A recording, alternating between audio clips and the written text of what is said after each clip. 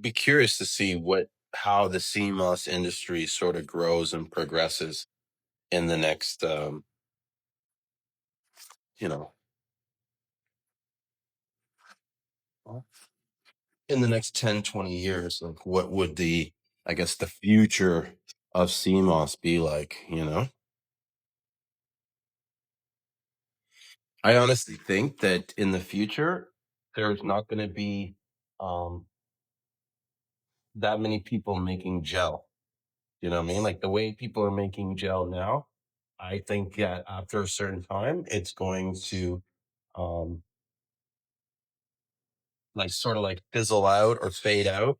You know what I mean? Because it's just going to become harder and harder to sort of produce the product, especially if we run into a situation where it becomes somewhat like regulated.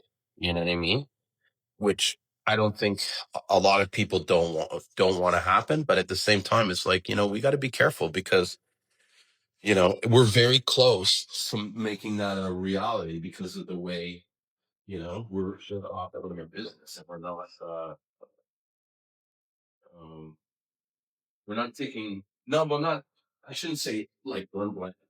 It's like there's a lot of people that aren't taking the steps necessary to produce a safe, uh, quality product.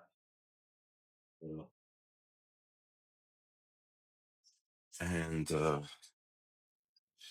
there's just going to be also a lot of companies that are going to come in and sort of dominate the industry. You already have that one company, the Seamoss or whatever. These guys are run by some Russians and stuff.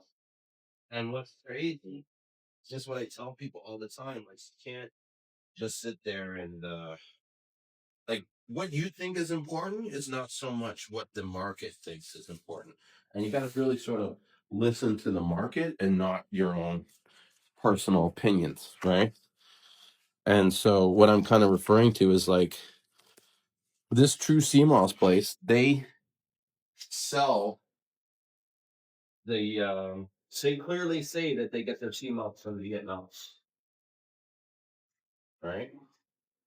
And I'm not saying that to say Vietnam CMOS is bad, because really, you know, I don't have the test to verify that.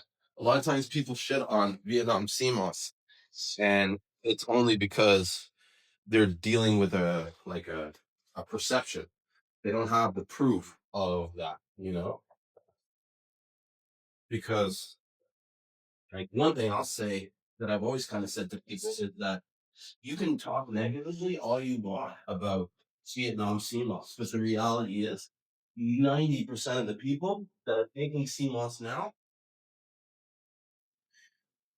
90% of those people that were taking the CMOS that started taking CMOS started with the Vietnam CMOS, started with the Asian CMOS, right? It's just as you mature in your experience, you then kind of learn that these other products are potentially better quality or safer or just even more tastier. You know what I mean? Like one of the biggest differences I find between our St. Lucian CMOS and other CMOSs that you can find around the world is that our CMOS